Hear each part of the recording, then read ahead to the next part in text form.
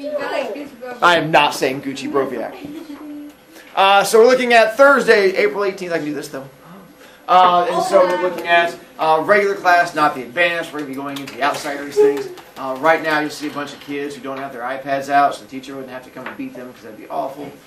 See, from there, your checkpoint is going to be page not having iPad out, not getting iPad out. Because you're going to see a bunch of kids not having an iPad out. Special children. I wasn't looking at you. I don't always have to yell at you, Mason. Sometimes I yell at other kids. Now it's on video. Come on. Your checkpoint is going to be reading to page... Yes, I can yell at you too, dear. Reading to page 99 for tomorrow. We have outsiders homework, which I'll officially give you tomorrow because the official signing date. But I figure some kids are responsible and want to get a head start on it. And so it's the outsiders homework number 2. Also, we have Day of Service coming up May 10th. Next week, this unlocks where you get a chance to actually sign up for things. But so you want to go ahead and take a look at what you want to sign up for. Go to your campus page. Go to the Media Center, and you're going to click on the thing that says the 7th grade one, not 8th grade, because you're not 8th grade yet. Next year you will be. And then it's going to come up with this big long list of things. You have to sign up for one of them. You can't yet. It unlocks next week. That's when you sign up. But the idea is today, start talking to friends, figuring out which one you want to sign up for and stuff like that. Yes? Do we go to school on Good Friday? Probably. Wait, tomorrow? Is tomorrow Good Friday? Yeah. Do we have plans for tomorrow? Aiden! Oh, I didn't see the Cumberland Road exterior thing. It's right there. I didn't see it on the, like... I don't know what you want to tell you. I just screenshotted the exact same thing, so... Alright. That's fun stuff. For you guys, we're going to jump back. I'm going to read just a little bit with you because you will get a chance to read on your own. Those of you doing the home version, you'll probably see it's a fairly short video because I'm going to be able to read in like 5 to 10 minutes and you'll get a chance to read on your own. I want to get a little bit farther into Chapter 5, let you guys read Chapter 6. Those of you who are here today, if you did bring the headphones, you will get a chance to use the audiobook if you want. But you have to have your book open and be reading. If not, you can't just put in the headphones and then close your eyes, put your head down and go, I'm reading! Quotation marks. It doesn't work that way, so you're going to have to actually do the reading bit. Yeah. Could you read the whole day? You can read the whole day, absolutely. I have no problem with that. Let's see, with you guys, we're on, actually on page 79. That was a page off. We're over on the right-hand side where it says, on the 5th day, and that's where we had stopped. We did, let's see. Oh, wait. I'm on page 91. We got to the church, and then we got to Gone with the Wind, we got to the sunrise, we got to the poemy thing. We're just past the foreshadowing. With the poemy thing, which was depressing and uplifting at the same time, what was the whole point of the poem? You die. Nothing good to say. Not that you die, but All good things die. all good things die. Oh, were you trying to imply that you're a good thing? Yes. So the fact that all good things are going to eventually die, so enjoy them while you have them. So mean. No good things die. It's not mean saying that she thinks she's good. She does think she's good. It's not her fault. She's wrong. Except your bad things, you stay alive. Like your face. Your face is ugly.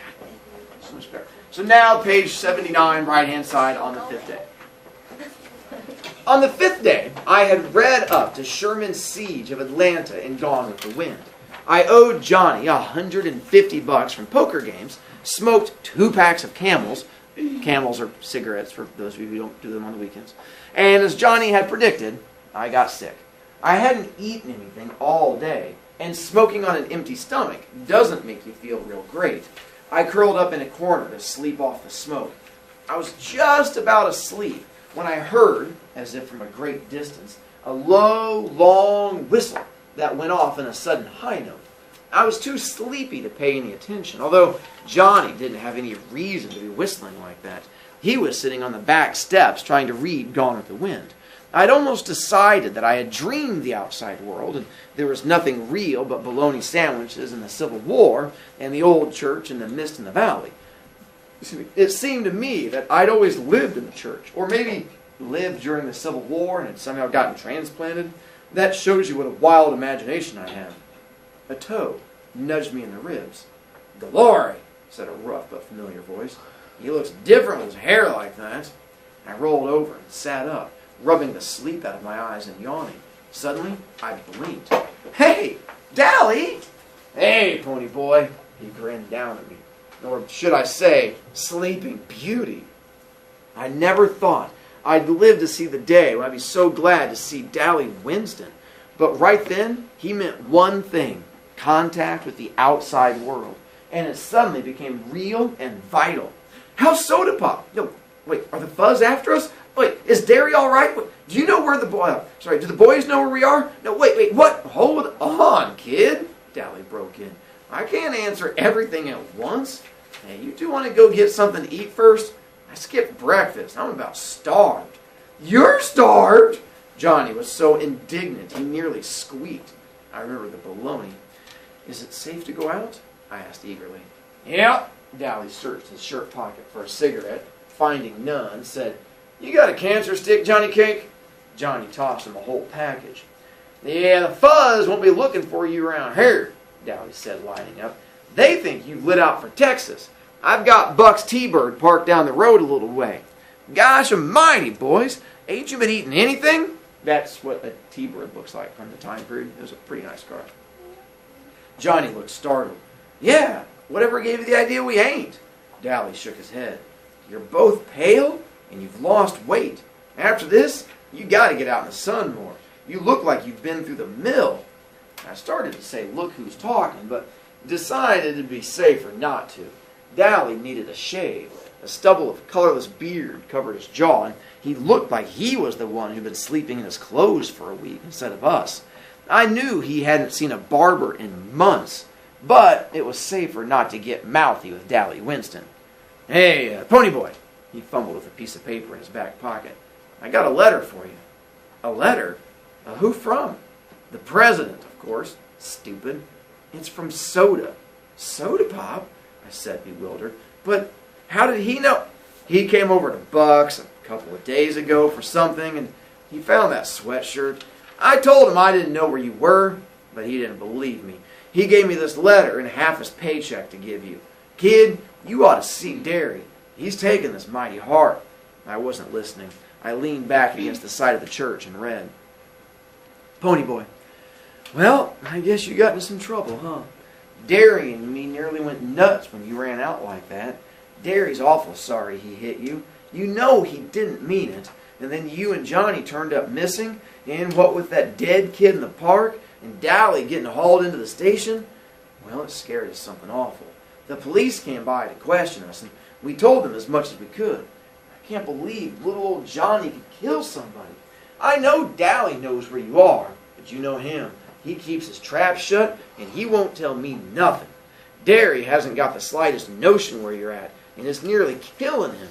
I wish you'd come back and turn yourselves in, but I guess you can't, since Johnny might get hurt. You sure are famous. You got a paragraph in the newspaper even. Now, take care. Say hi to Johnny for us. Soda Pop Curtis. He could improve his spelling, I thought after reading it through 3 or 4 times. How come you got hauled in? I asked Dally. Shoot, kid, he grinned wolfishly. Them boys at the station know me by now. I get hauled in for everything that happens in our turf. While I was there, I kind of let it slip that y'all were heading for Texas. So that's where they're looking. He took a drag on his cigarette, cussed it good-naturedly for not being a cool. Johnny listened in admiration. You sure can cuss good, Dally. It's one of my favorite quotes in the book. I want to get a t-shirt that says that. You sure can cuss good.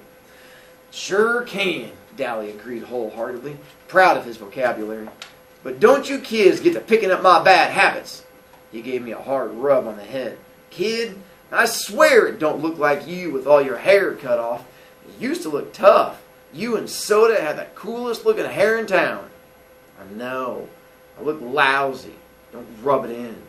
Y'all want something to eat or not? Johnny and I leaped up. You better believe it. Gee, Johnny said wistfully. Sure will be good to get into a car again. Well, Dally drawled, I'll give you a ride for your money. Dally always did like to drive fast, and as if he didn't care whether he got where he was going or not. We came down that red dirt road off J Mountain doing 85. I like fast driving, and Johnny was crazy about drag races, but we both got a little green around the gills when Dally took a corner on 2 wheels with the brakes screaming. Maybe it was because we hadn't been in a car for so long. Quick pause. Green around the gills is a phrase that's 2 meanings. You guys know what green around the gills means? Throw up. They're getting ready to throw up. There's a term for that when it has a figurative and literal meaning. We did them way back in the fall? Nope. You get to do a project about them? No. Well, then you're a bunch of idiots. Yeah. See, I was trying to give you a hint. Idioms. Nicely done. We stopped at a Dairy Queen, and the first thing I got was a Pepsi. Johnny and I gorged on barbecue sandwiches and banana splits. Glory, Dallas said, amazed, watching us gulp the stuff down. You don't need to make like every mouthful's your last. I got plenty of money. Take it easy. I don't want you getting sick on me. I thought I was hungry. Johnny merely ate faster. I didn't slow down until I got a headache. Hey, I didn't tell y'all something, Dally said, finishing his third hamburger. The Socias and us are having all-out warfare all over the city. That kid you killed had plenty of friends, and all over town, it's Soc against Grease. We can't walk alone at all. I started carrying a heater. Dally, I said, frightened. You kill people with heaters. Yeah, and you kill them with switchblades too, don't you, kid? You guys know what a heater is? Yes, I have one. Things that we should not admit to other people. Oh, no, not that. I was like, not with you, I hope. Thanks, Marvin. You kill them with switchblades too, don't you, kid? Dally said in a hard voice. Johnny gulped. Don't worry, Dally went on. It ain't loaded. I ain't aiming to get picked up for murder, but it sure does help a bluff. Tim Shepard's gang and our outfit are having it out with the Socias tomorrow night at the vacant lot. We got hold of the presidents of one of their social clubs and had a war council. Yeah, Dally sighed, and I knew he was remembering New York. Just like the good old days. If they win, things go on as usual. If we do, they stay out of our territory, but good. Two-Bit got jumped a few days ago. Derry and me came along in time, but he wasn't having too much trouble. Two-Bit's a good fighter. Hey, I didn't tell you. We got us a spy. A spy? Johnny looked up from his banana split. Who? That good-looking broad I tried to pick up that night you killed the Soc. The redhead. Cherry, what's her name? And that's where I stopped reading with you, because now's where it gets exciting. So I figured if you're wanting to do the listing along, you just start on chapter 6, if not from here. Your next checkpoint is going to be page 99, which is at the end of chapter 6, which is 15 pages. What page are you on right now? Right now we're on page, well, if I just got done saying page 99, and it's at 15 pages, math is fun. Mr. Brovicast, we have like